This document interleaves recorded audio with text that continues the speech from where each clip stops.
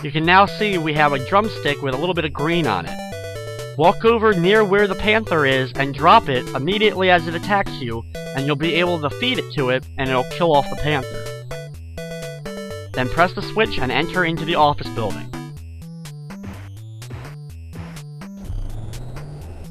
I take out the enemy first here before entering in the door to make things easier when I come back out.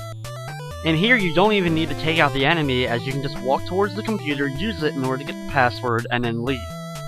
The password is different every time you play, so you must use that computer to find out what it is for your game. Here, avoid the enemy and enter the door on the far end. Inside, you can press a switch on this counter in order to open up the wall.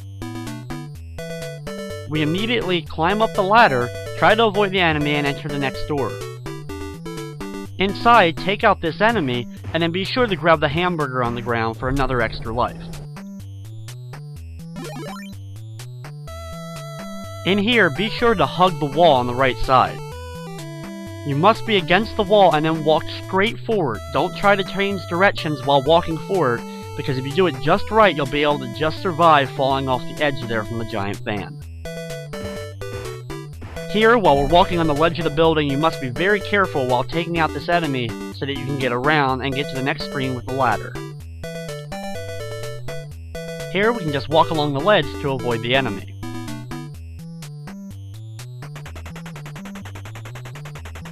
While here, do a jump so that you can end up landing on the edge of the building here, and then wait for the helicopter to pass by. Eventually, you'll be able to jump forward, which will end the stage and enter into the mansion.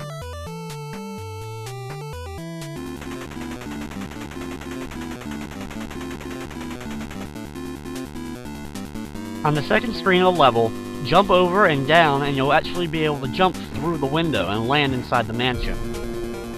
Take out the enemy that we start off in the room with, and then walk down. Here you can see that there's a door flashing, so we know we're going to have to come back here in just a little bit. Here, try to line up with this enemy to take it out, and then enter the open door on the right side. This is the location of the first key that's in this stage. Pick it up, and then exit the room and head back up the stairs.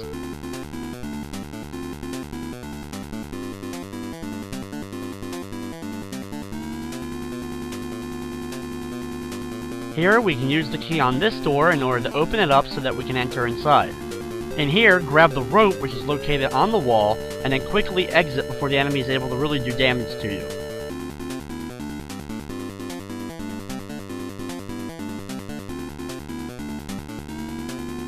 In this room, this is where we actually have to use the rope, so take out the enemy first, make sure your rope is still selected, and then use it on the opening. This way you'll be able to climb down the rope and into the kitchen area where we can get our second key.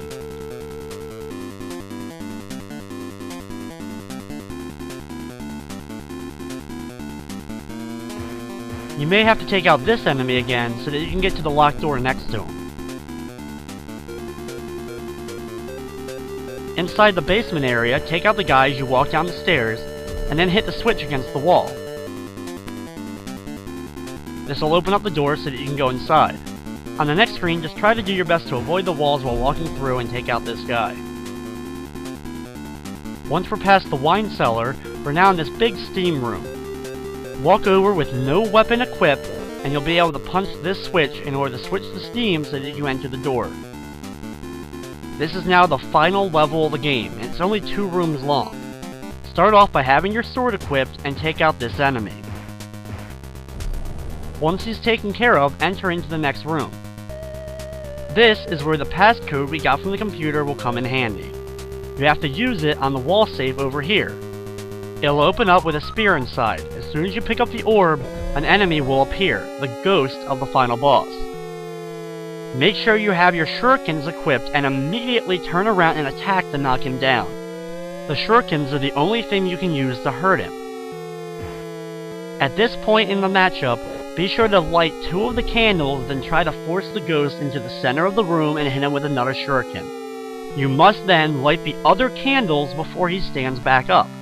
Once you do so, fireworks will start shooting out, signifying you've defeated the ghost. Then, walk over to the wall and place the orb back down in order to complete the game.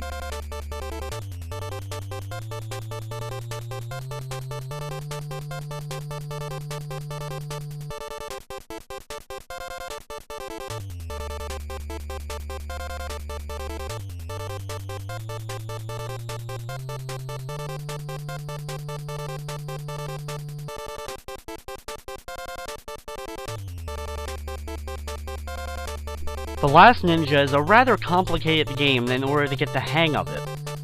It plays much better on PC systems when you're really using a keyboard in order to actually move and control the items in the game. The Commodore 64 version of the game, as well as the other PC releases, are actually a lot more enjoyable to play with better soundtracks, more rooms in order to explore, as well as overall better graphics. After your game over screen, you'll then go to the top scores list, which you can enter your name in order to solidify your high score. Of course, since the game won't save it, as soon as you turn it off, you will lose your high score.